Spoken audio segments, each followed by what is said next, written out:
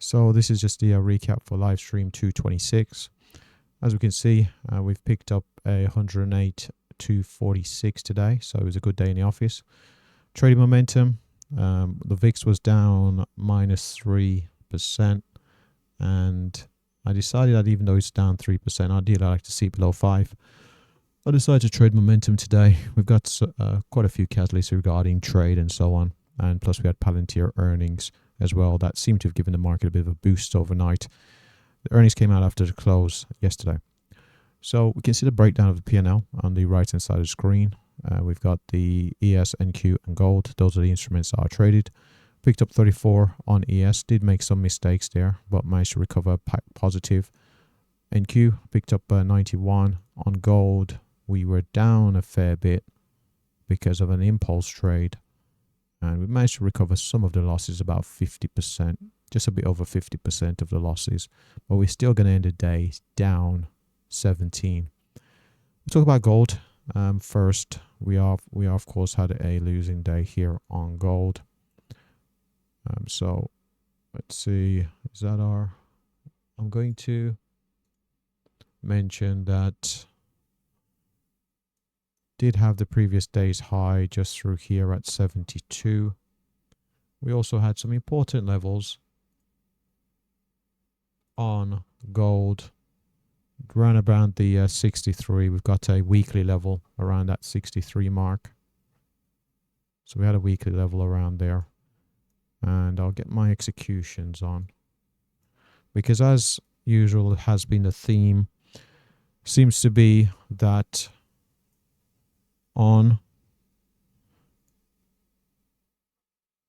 the best moves, the smoothest transitional trend moves seem to be during Asia and Europe on our friend here, gold. On the gold chart, have a look here at the daily. You can see we've broken out to all-time highs, continuing the bullish momentum to the upside, supporting the macro. Through here, we were just following the momentum. I think we took a couple of losses. Let's take these executions off because it's making the chart very difficult to see. You can see went long here, and oh, this is one of the mistakes I did make. So I went long, prices started to pull back, didn't actually hit my stop. I actually closed the, is that right?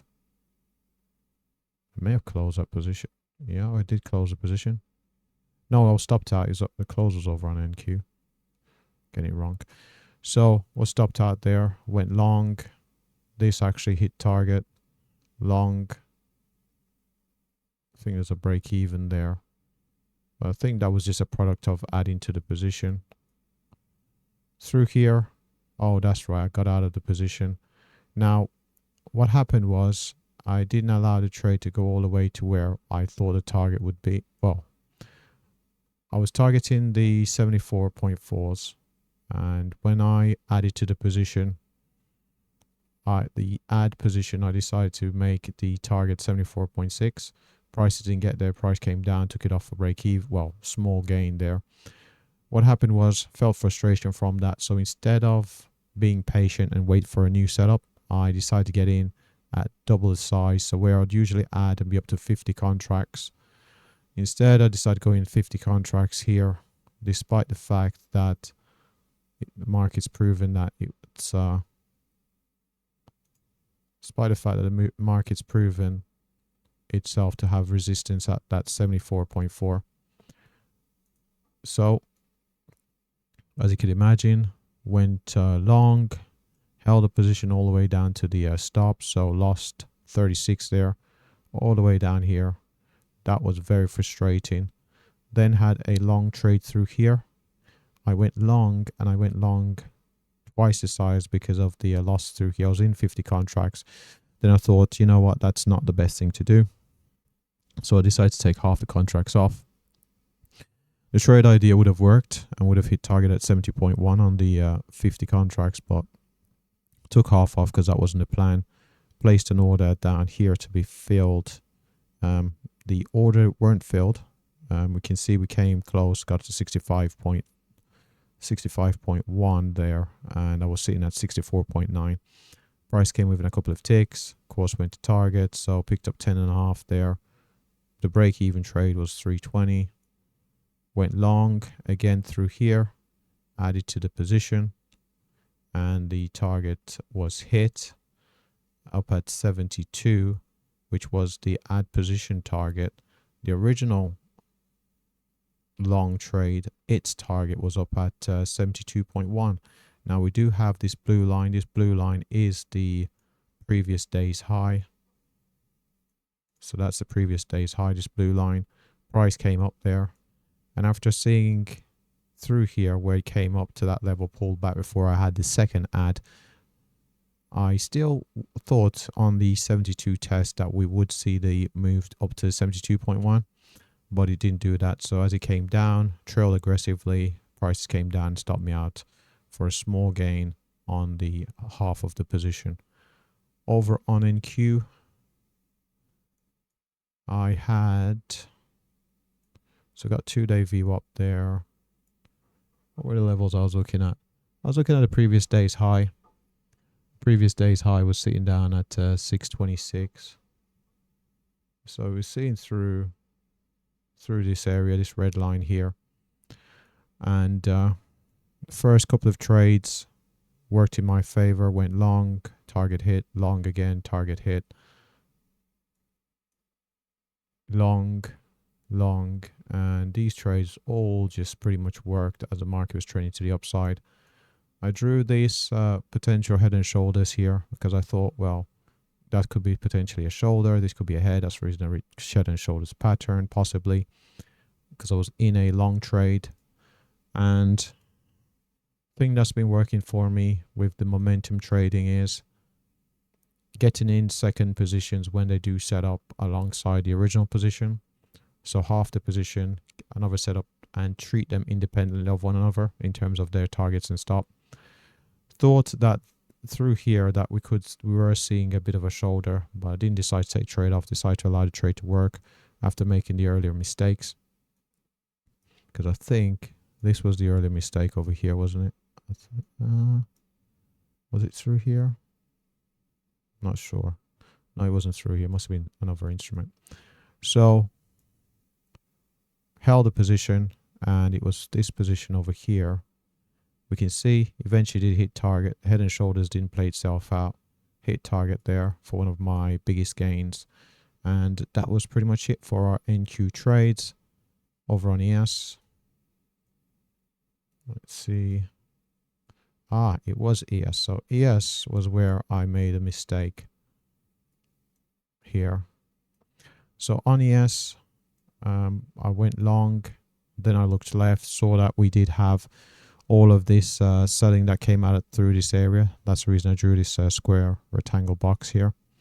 Decided to take the position off for a loss, lost 6,250 there. Eventually, prices did set up again to the upside.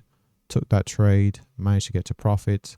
Took another trade. This trade, along with its partner trade on this trade as well.